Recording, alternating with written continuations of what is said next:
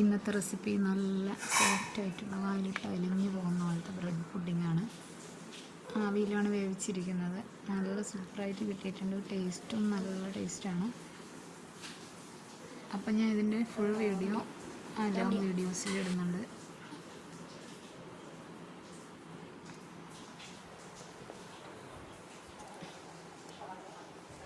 അപ്പോൾ ഇതിനു വേണ്ടി ഞാനൊരു 4 സ്ലൈസ് ബ്രെഡാണ് എടുത്തിരിക്കുന്നത്. അതിൻ്റെ സൈഡിലുള്ള ആ കരയൊക്കെ കളഞ്ഞെടുത്തിട്ടുണ്ട്.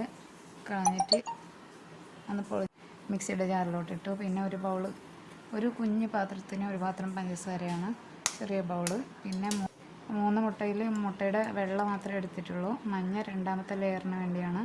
അപ്പോൾ 2 ലെയറുണ്ട്. ഒന്ന് വെള്ള കളറിൽ വരും, പിന്നെ ഒന്ന് മഞ്ഞ കളർ. അങ്ങനെ മുട്ടയുടെ മഞ്ഞ 3 മാറ്റി വേറൊരു പാത്രത്തിലോട്ട് വെക്കുന്നുണ്ട്. മുട്ടയുടെ വെള്ള 3-ൻ്റെയും പിന്നെ ഒരു 1/4 ഗ്ലാസ് പാലും പഞ്ചസാരയും ഏലക്കപ്പൊടിയും ഇത്രയാണ് ചേർത്തിരിക്കുന്നത്. വളരെ എളുപ്പമാണ്. ഞാനിത് കുറേ നാളെ ഉണ്ടാക്കണമെന്ന് വിചാരിക്കുന്നത്, പക്ഷെ ഇടയ്ക്ക് ഉണ്ടാക്കിയായിരുന്നു, അപ്പോൾ വീഡിയോ എടുത്തില്ല. കുറച്ച് മുന്നേ ഒക്കെ ഉണ്ടാക്കാറുണ്ട്. പിന്നെ ഏലക്കപ്പൊടി ഇട്ട് മിക്സിയിൽ നല്ല ഫൈനായിട്ട് അരച്ചെടുത്തു. ഇതിപ്പം നമുക്ക് അരിച്ചിട്ട് വേണമെങ്കിലും ചേർക്കാം. ഇത് നല്ലപോലെ തരിയൊന്നും അങ്ങനെ ഇല്ലാതെ അരച്ചെടുത്തുകൊണ്ട് ഇത് തന്നെ ഞാൻ ആവിയിൽ കേക്ക് ടിന്ന് വെച്ചിട്ടുണ്ട്. അതിലോട്ട് നെയ്യ് നല്ലപോലെ തടവി കൊടുത്തിരുന്നു. പിന്നെ ഫസ്റ്റ് ലെയർ ഇതിലോട്ട് ഒഴിച്ച് കൊടുത്തു. ഒരു 5 മിനിറ്റാണ് വേവാൻ വെച്ചത്, ആവിയിൽ വെച്ചത്. പിന്നെ മുട്ടയുടെ മഞ്ഞ അതേ മിക്സി ജാറിലോട്ട് തന്നെ ഇട്ട് കുറച്ച് പഞ്ചസാര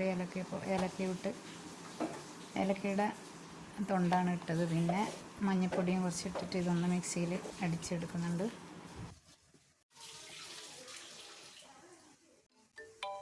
ഇതിപ്പോൾ ഫസ്റ്റ് ലെയർ സെറ്റായതിന് ശേഷം രണ്ടാമത്തെ അതിലോട്ട് ഒഴിച്ചിട്ടുണ്ട്.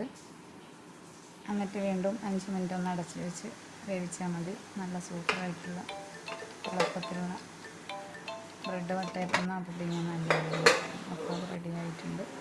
നല്ല ടേസ്റ്റും ഉണ്ട്. വായിലിടുമ്പോൾ അലിഞ്ഞു പോകുന്ന ടൈപ്പിലുള്ള പുഡിങ്ങാണ്.